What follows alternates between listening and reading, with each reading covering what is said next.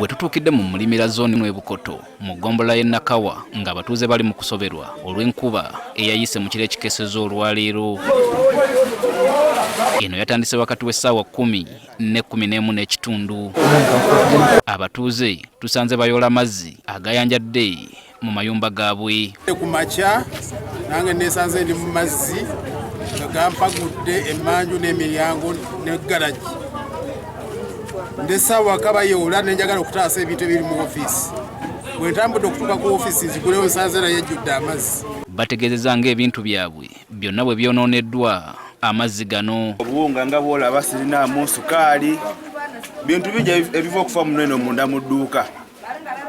Bintu bingi. Ennyumba zonna amazzi gayingidde, tebalina wakusula, tebalina kyakulya, buli kimu kyonoonese. Tusaba gavumenti, minisitule y'ebigote biraze, tusaba edduuka embwangu gyetuyambirire tufiire etuwe obuyambi obw'amangu. Abaana babiri be bafiidde mu njega eno. Abatuuze obuzibu babutadde ku myala egiri mu mbeera embi. Tulina omwalo ogwawula na Kampala Central ne Nakawa buli eri. Tulina omwalo ogwawula Nakawa ne Kawempe. Bwe gaffe tuli mu kazinga wakati. Naye emyalo egyo senga batuyamba ne bagikola. Bajja ne bagipima.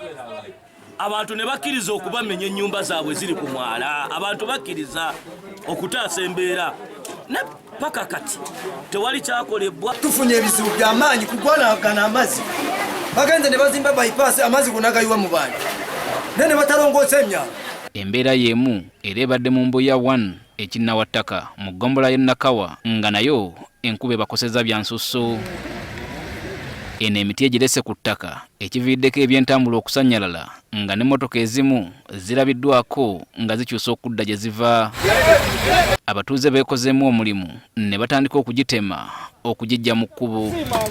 Bw'otuuka bayita Silent amazzi gajjudde buli wamu. Bw'otuuka e Butabika gye bayita Kampala Road amazzi gali buli wamu.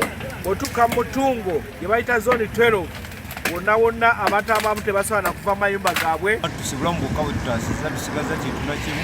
Katonda tuyambe buyambi n'okutambula okutuuka ku kkubo kuba ne bubulijo buliwo obutono amazzi gabutudde embeera mbi nnyo. Amazzi era ganjadde ne mu kkubo eriva ekinnawattaka okudda e Kampala ekikaluubiriza eby'entambula.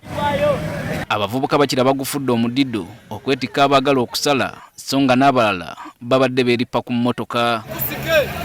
Eno nayo tukitegedde ng'abantu 3 bwe bafiiridde mu nkuba eno. Wakakasaayo abantu 5 abafiiridde mu njega eno. Abantu 3 emibiri gyabwe gijjiddwa mu mazzi yaabwe kinawataka era nga tuli mu kaweefube wakola noonya bibakwatako. Mmeeya w'eggombolola eno Paul Mugambe obuzibu abutadde ku butaba na byuma ebigogola emyala. Ffe ng'eggombolola tetulina byuma biriwo ku standby kubanga twenganga embeera eno, kubanga tutegedde nti enkuba ebadde eneetera okujja twandibadde emyala gyonna tumaze ogigogola olwaleero. Ekitongole ekidduukiriza ki Red Cross kirabudde abatuuze beegendereze naddala mu kiseera kino ng'enkuba etandise. Twagala okulabula Bannayuganda nti ekiseera kye tulimu ky'enkuba March, April ne May gino emyezi tugenda funa enkuba nga mpitirivu, so tusaba abantu mukozesa obwegendereza bungi nga muyita mu bulamu bwammwe obwa bulijjo mwewala ebifo ebyo naddala ebitera okubaviirako obuzibu naddala ebyanjalamu amazzi.